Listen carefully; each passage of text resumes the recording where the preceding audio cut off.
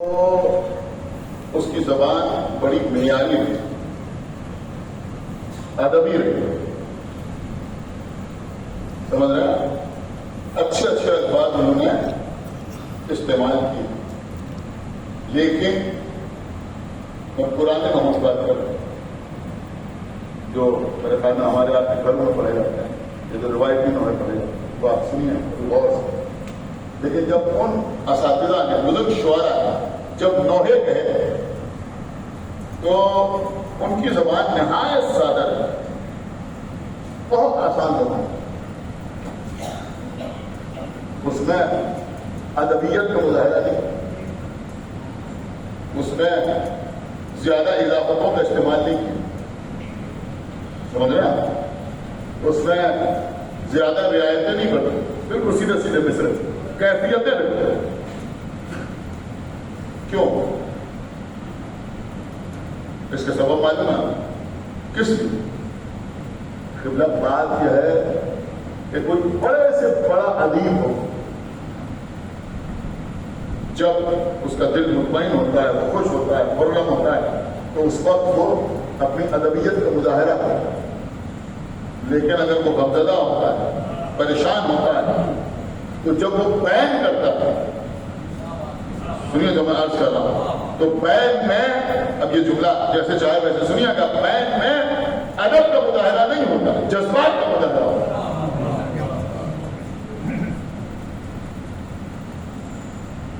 کیونکہ یہ چیز آپ مسائل میں سنتے ہیں، لیکن میں فضیلت کے طور پر آپ کی خدمت میں پیش کر رہا ہوں۔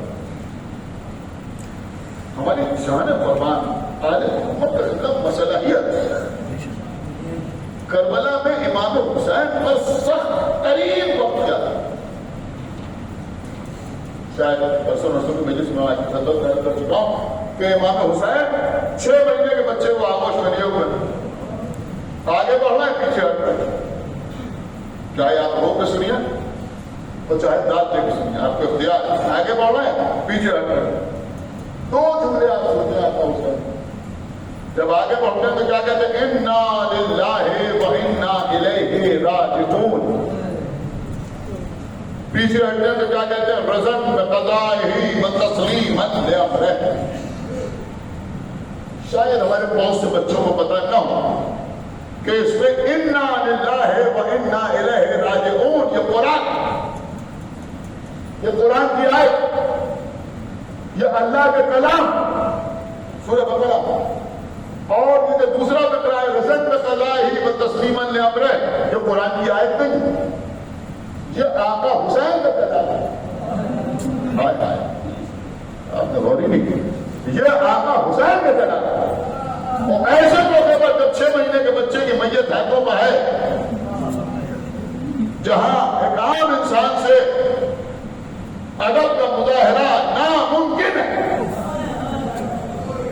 لیکن ایسے موقع پر امام حسین جو فرما رہے رضن بقضائہ و تسلیما لامرہ، کسی بڑے سے بڑے عربی جہاں کے سامنے 2 جملے رکھ دیجئے وہ فرق نہ کر پائے گا کہ اللہ کا کلام کیا ہے، حسین کا کلام کیا ہے۔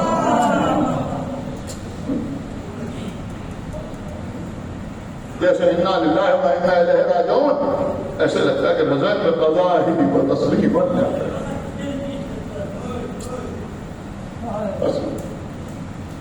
بات تمام ہوئی،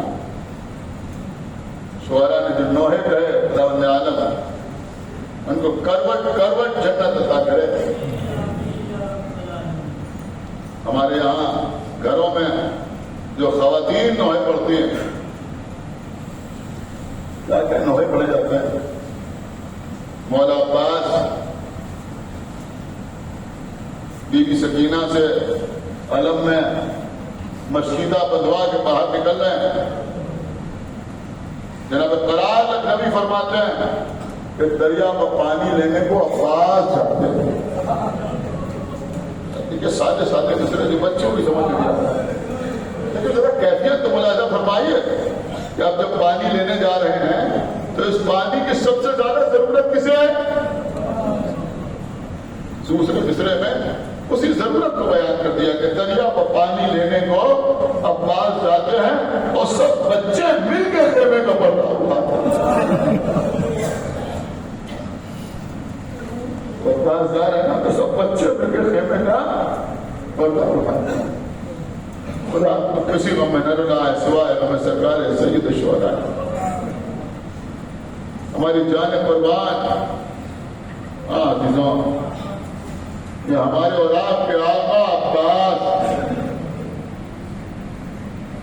میں نے میت شروع کی تھی جناب ابراہیم اور جناب اسماعیل کے تذکرے سے، لیکن جب جناب اسماعیل 13 سال کے ہو گئے تب ابراہیم نے خواب میں دیکھا کہ میں اپنے بیٹے کو ذبح کرتا ہوں.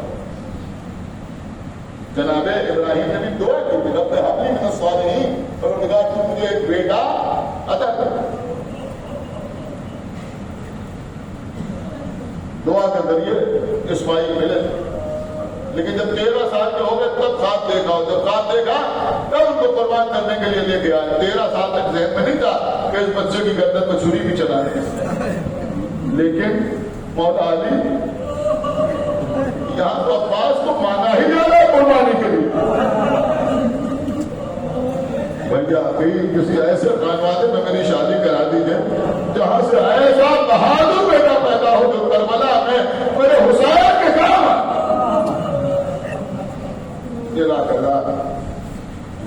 مولا عباس دنیا میں تشریف لائے. آقا حسین جناب ام المؤمنین کے پاس آئے. آنے کے بعد کہا مادر گرامی میرا بھائی کیسا ہے؟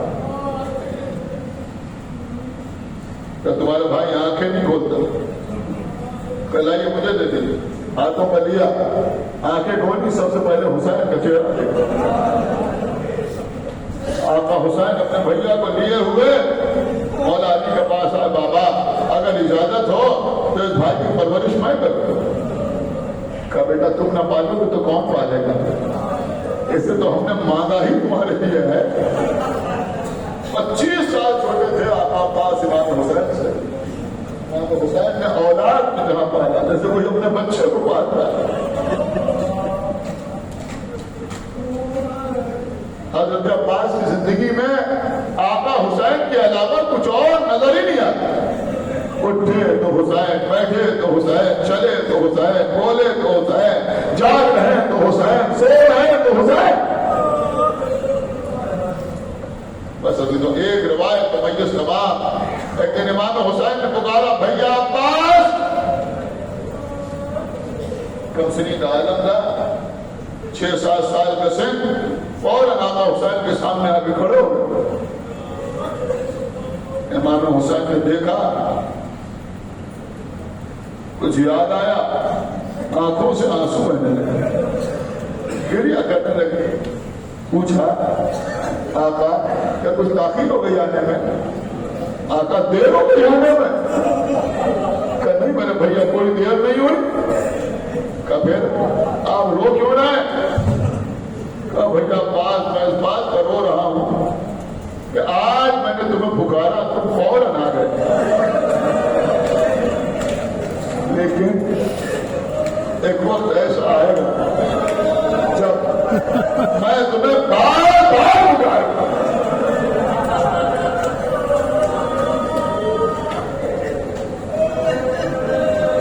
بس دنوں کم سنی تھی, یہ نہیں پوچھا کہ آقا کو وقت کب آئے گا.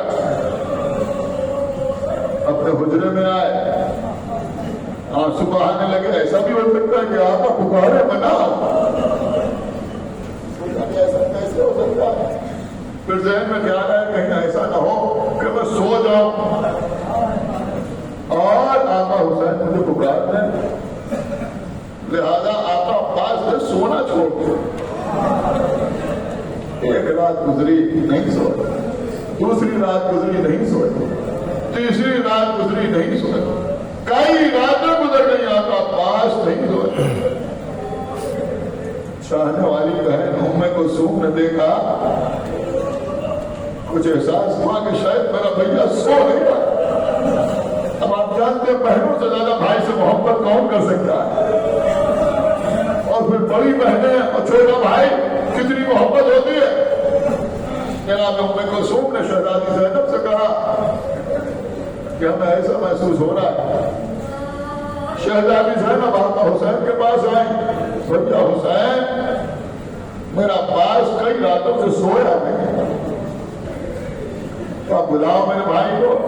اب حسین بیچ میں بیٹھے ہیں, ایک جانب جناب زینب بیٹھی ہے, دوسری جانب جناب ام کلثوم بیٹھی ہے.